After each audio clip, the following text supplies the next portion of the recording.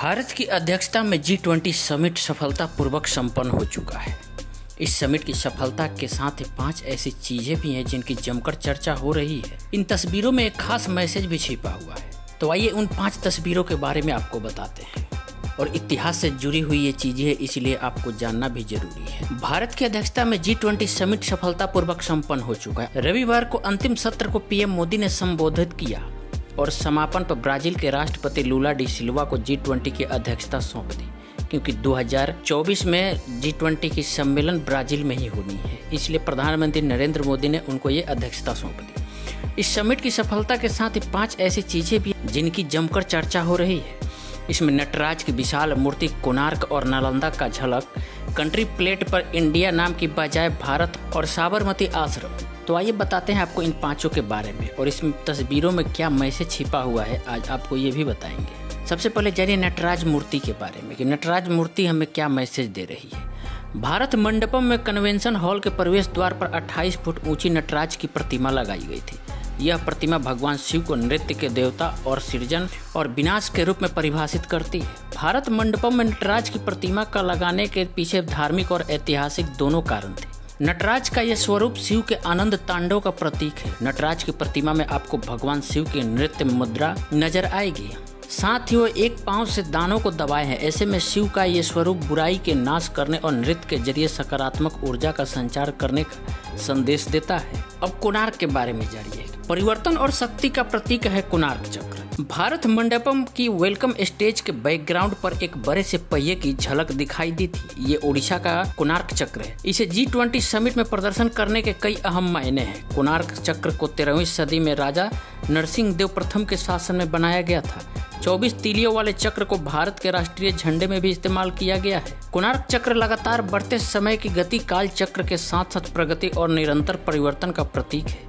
यह लोकतंत्र के पहिए के एक शक्तिशाली प्रतीक के रूप में कार्य करता है।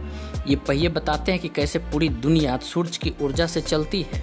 भारतीय प्रधानमंत्री नरेंद्र मोदी जब वेलकम कर रहे थे, उस समय आपने देखा होगा कि उन्होंने अमेरिका के राष्ट्रपति जो बाइडेन को कैसे इस पहिए के बारे में बता रहे थे। बड़ी विस्तार से उन्होंने बताया है। अब नालंदा यूनिवर्सिटी के बारे में जानते हैं। तो भारत की गौरवशाली इतिहास की गाथा है नालंदा यूनिवर्सिटी। यह विश्वविद्यालय 5वीं सदी से 12वीं सदी के बीच अस्तित्व में था।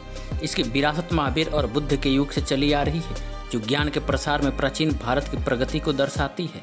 इसमें विविधता, योग्यता, विचारों की स्वतंत्रता, सामूहिक शासन, स्वायत्तता और ज्ञान की परंपरा पर बल रहा है, जो लोकतंत्र के मूल सिद्धांतों के अनुरूप है। राष्ट्रपति ने कहा कि विश्व के सबसे पुराने प्रतिष्ठित अंतर्राष्ट्रीय विश्वविद्यालयों में से एक नालंदा भारत के उन्नत और शैक्षणिक अनुसंधान का एक जीवंत प्रमाण है। G20 की प्रेसिडेंसी थीम वसुधैव कुटुंबकम के साथ ही सामंजस्यपूर्ण विश्व के निर्माण की प्रतिबद्धता की प्रेरणा यहीं से मिलती है। नालंदा की विरासत समृद्ध लोकतंत्र के निरंतर याद दिलाती रहती है, जो न सिर्फ हमारे देश के अतीत का अभिन्न अंग रही है, बल्कि वर्तमान और भविष्य को भी आकार देती रही है।